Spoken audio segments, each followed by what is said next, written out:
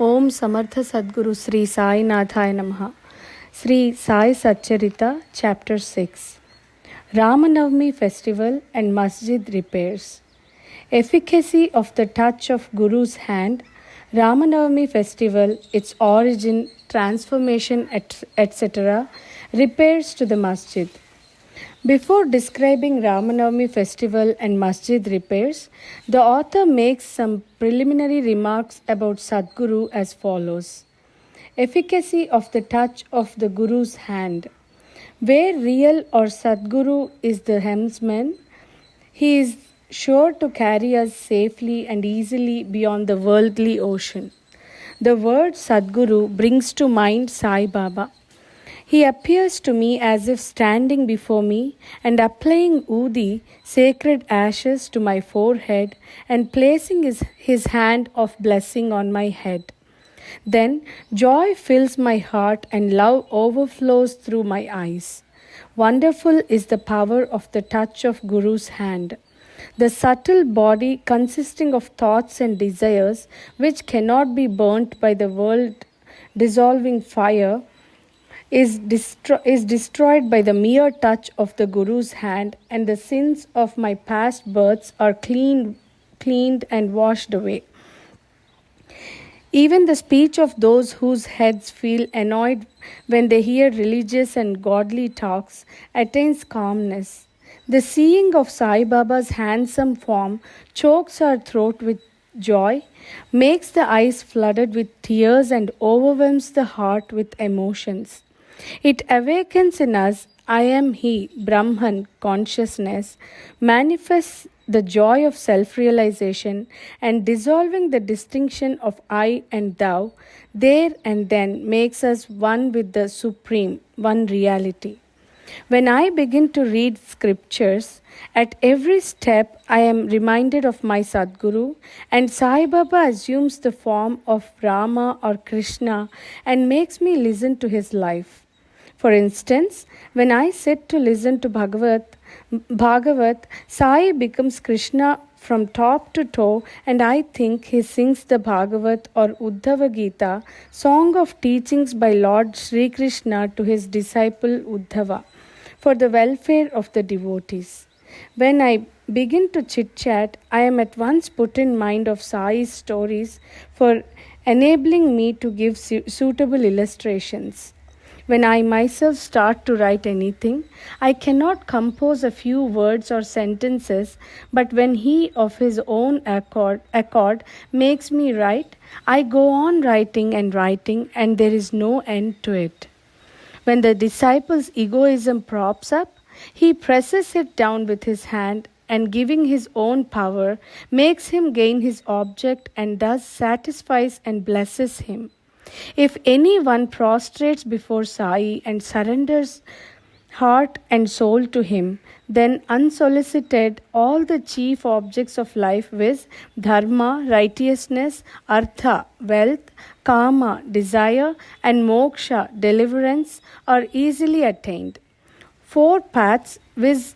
of karma, jnana, yoga, and bhakti, lead us separately to God.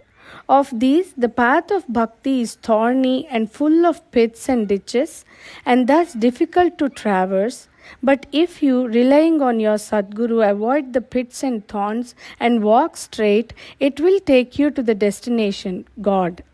So says definitely Sai Baba. After philosophizing about the self-existent Brahman, his power, Maya, to create this world and the world created, and stating all these three are ultimately one and the same, the author quotes Sai Baba's words guaranteeing the welfare of the bhaktas. There will never be any dearth or scarcity regarding food and clothes in my devotees' homes. It is my special characteristic that I look always to and provide for the welfare of those devotees who worship me wholeheartedly with their minds ever fixed on me. Lord Krishna has also said the same in the Gita. Therefore, strive not much for food and clothes. If you want anything, beg of the Lord, leave worldly honor, try to get Lord's grace and blessings, and be honored in his court. Do not be deluded by worldly honor. The form of the deity should be firmly fixed in the mind. Let all the senses and mind be ever devoted to the worship of the Lord. Let there be no attraction for any other thing. Fix the mind in remembering me always, so that it will not wander elsewhere, towards body, wealth, and home. Then it will be calm, peaceful, and carefree. This is the sign of the mind being well engaged in good company. If the mind is vagrant, it cannot be called well merged. After quoting these words, the author goes on to relate the story of Navami Festival in Shirdi. As Navami is the greatest festival celebrated at Shirdi, another fuller account, as published in Sai Leela magazine of 1925, page 197, is also referred to, and a summary of the festival as related in both these accounts is attempted here. Origin. Once Mr. Gopal Rao Gund was a circle inspector at Kopargaon. He was a great devotee of Baba. He had 3 wives but no issue. With Sai Baba's blessings, a son was born to him. In the joy that he felt regarding the event, an idea of celebrating a fair or urus occurred to him in the year 1897, and he placed it for consideration before other Shirdi devotees with Tatya Patil, Dada Kote Patil, and Madhav Rao Deshpande. They all approved of the idea and got Sai Baba's permission and blessings. Then an application for getting the collector's sanction for celebrating the Urus was made, but as the village Kulkarni reported against holding the fair, the sanction was refused. But as Sai Baba had blessed it, they tried again and ultimately succeeded in getting the collector's sanction. The day for the Urus was fixed on the Ramanavami day after the consultation with Sai Baba.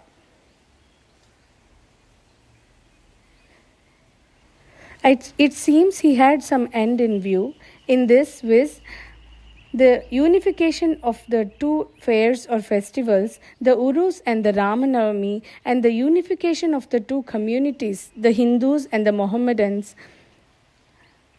As future events showed, this end or object was achieved. Permission was obtained, but other difficulties cropped up. Shirdi was a village and there was a scarcity of water. Shirdi was a village and there was scarcity of water. There were 2 wells in the village. The one used dried up soon, and the other's water was brackish. This brackish water was turned into sweet one by Sai Baba by throwing flowers into it.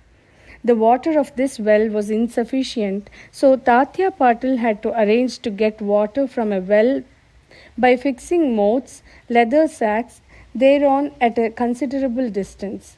Then temporary shops had to be constructed and wrestling bouts arranged. Gopal Rao Gund had a friend by name Damu Anna Kasar of Ahmednagar. He also was similarly unhappy in the matter of progeny, though he married 2 wives.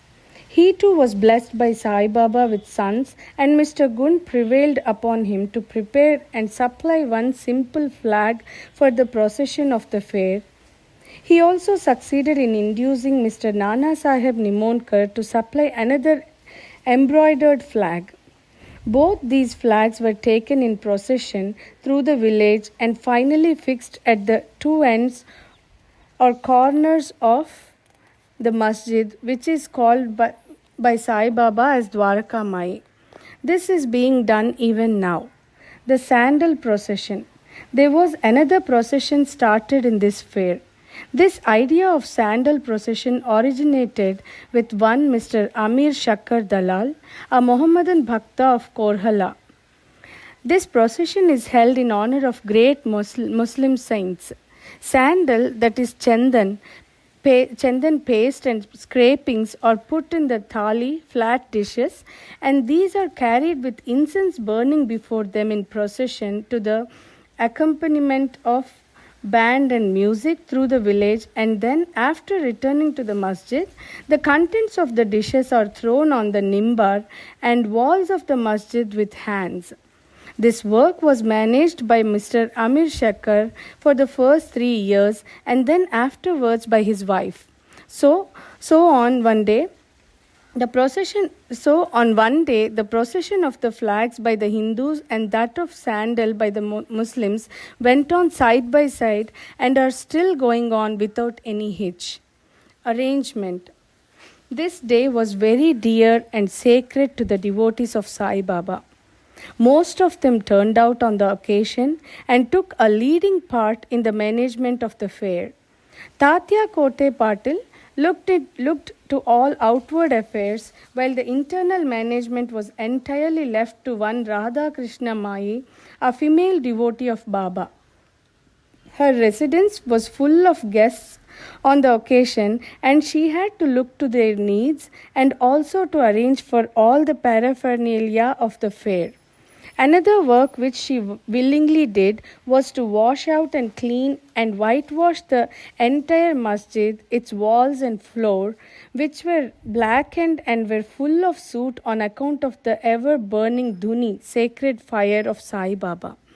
This work she did the previous night when Sai Baba went to sleep every alternate day in the Chavadi.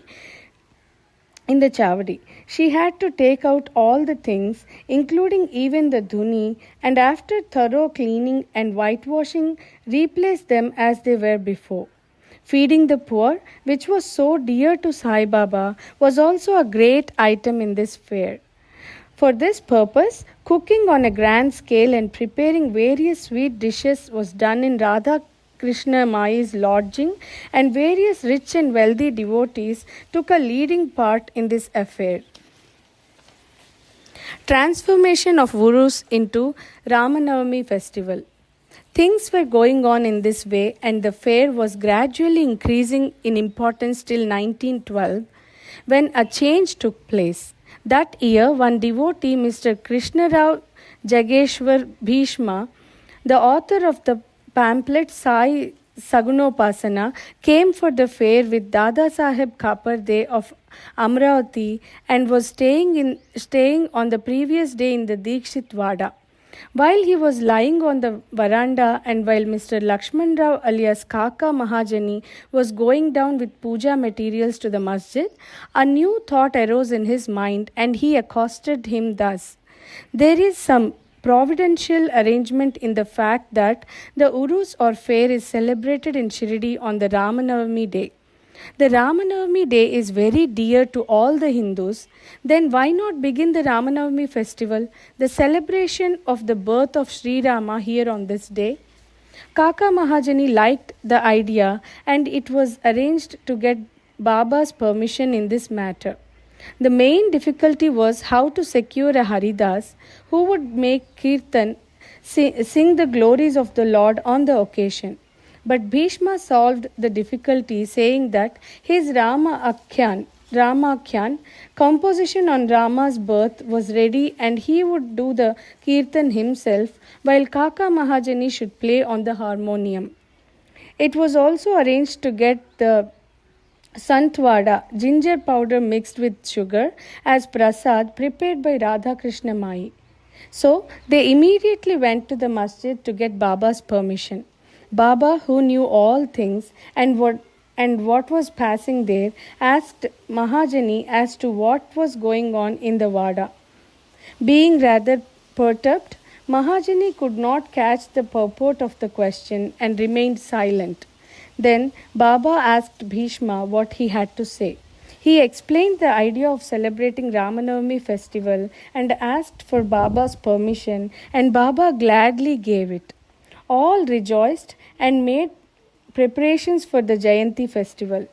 Next day, the masjid was decorated with buntings, etc. A cradle was supplied by Radha Krishna Mai and placed in front of Baba's seat, and proceedings started. Bhishma stood up for Kirtan and Mahajani played on the harmonium. Sai Baba sent a man to call Mahajani. He was hesitating to go, doubting whether Baba would allow the festival to go on. But when he went to Baba, the latter asked him what was going on and why the cradle was placed there. He answered that the Ramanavami festival was commenced and the cradle was put on for that purpose. Then Baba took a garland from the nimbar and placed it round his neck and sent another garland for Bhishma. Then commenced the kirtan. When it came to a close, cries of victory to Rama went up and gulal, red powder, was thrown up all round amidst band and music. Everybody was overjoyed when suddenly a roaring was heard.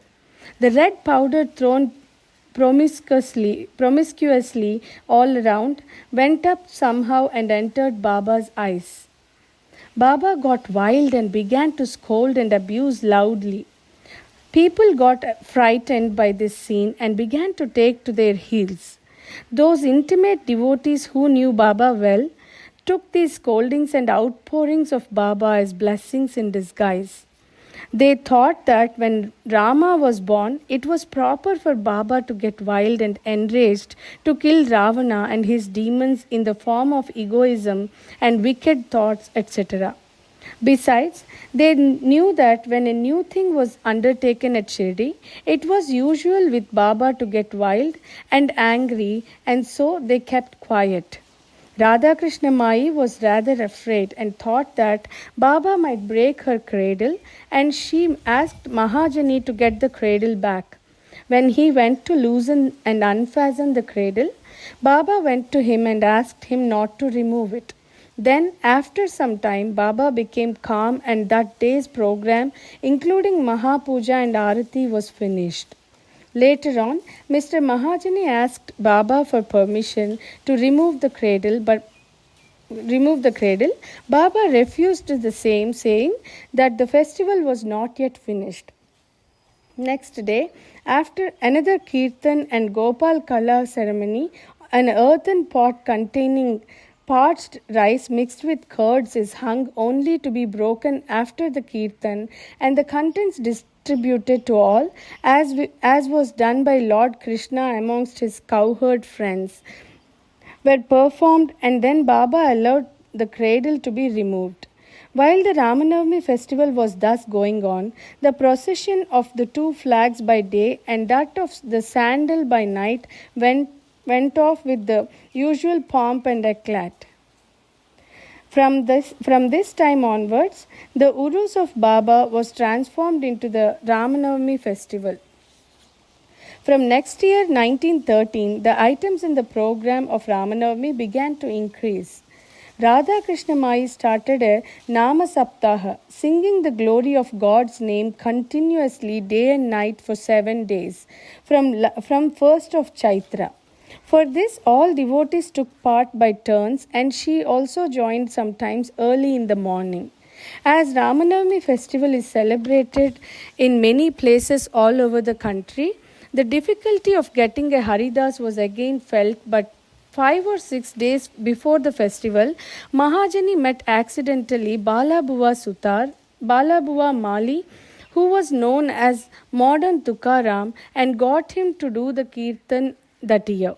The next year, 1914, another Balabuwa Satarkar of Brihad Siddha Kavate, district Satara, could not act as a Haridas in his own place as plague was prevailing in his town, and so he came to Shirdi with Baba's permission, which was secured through Kaka Sahib Dikshit, and he did the kirtan and was successfully recompensed for his labor.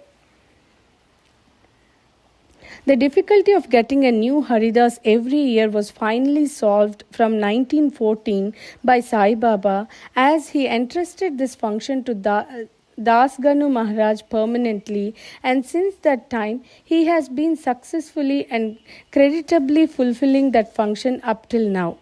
Since 1912, this festival began to grow gradually year by year. From the 8th to 12th of Chaitra, Shirdi looked like a beehive of men. Shops began to increase. Celebrated wrestlers took part in wrestling bouts. Feeding of the poor was done on the grander scale. Exertions of Radha Krishna Mai turned Shirdi into a sansthan. Paraphernalia increased. A beautiful horse, a palanquin, chariot, and many silver things, utensils, pots, buckets, pictures, mirrors, etc., were presented. Elephants were also sent for the procession. Though all this paraphernalia increased enormously, Sai Baba ignored all these things and maintained his simplicity as before. It is to be noted that both the Hindus and Mohammedans have been working in unison in both the processions and during all the festival, and there has been no hitch or quarrel between them at all so far. First, about 5,000 to 7,000 people used to collect, but that figure went up to 75,000 in some years.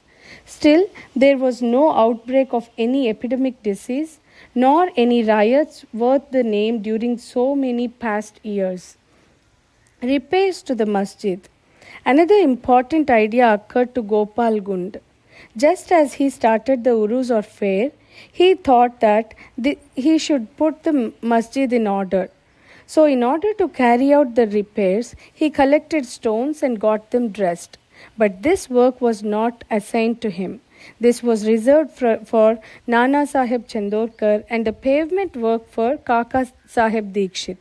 First, Baba was unwilling to allow them to have these works done, but with the intervention of Mahalsapati, a local devotee of Baba, his permission was secured.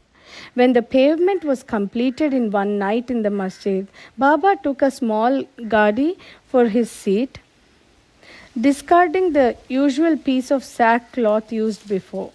In 1911, the Sabha Mandap courtyard was also put in order with great labor and exertion. The open space in front of the masjid was very small and inconvenient. Kaka Sahib Dikshit wanted to extend it and put on a roofing. At great expense, he got iron posts and pillars and trusses and started the work. At night, all the devotees worked hard and fixed the posts. But Baba, when he returned from Chavadi next morning, uprooted them all and threw them out. Once it so happened that Baba got very excited, caught a pole with one hand and began to shake and uproot it, and with the other hand caught the neck of Tatya Patil. He took by force Tatya's peta, struck a match, set it on fire and threw it in a pit. At that time, Baba's eyes flashed like burning embers. None dared to look at him. All got terribly frightened. Baba took out a rupee from his pocket and threw it in there as if it was an offering on an auspicious occasion. Tatya also was much frightened. None knew what was going to happen to Tatya and none dared to interfere. Bhagoji Shinde, the leper devotee of Baba, made bold to advance a little, but he was thrust out by Baba. Madhav Rao also was similarly treated, he being pelted with brick pieces. So all those who went to intercede were similarly dealt with. But after some time, Baba's anger cooled down. He sent for a shopkeeper, got from him an embroidered peta, and himself tied it on Tatya's head as if he was being given a special honor. All the people were wonderstruck to see this strange behavior of Baba. They were at a loss to know what enraged Baba so suddenly and what led him to assault Tatya Patil and why his anger cooled down the next moment. Baba was sometimes very calm and quiet and talked sweet things with love, but soon after, with or without any small pretext, got enraged. Many such incidents may be related, but I do not know which to choose and which to omit. I, therefore, refer them as they occur to me. In the next chapter, the question whether Baba was a Hindu or a Mohammedan will be taken up, and his yogic practices and powers and other matters will be dealt with. Bow to Sri Sai, peace be to all.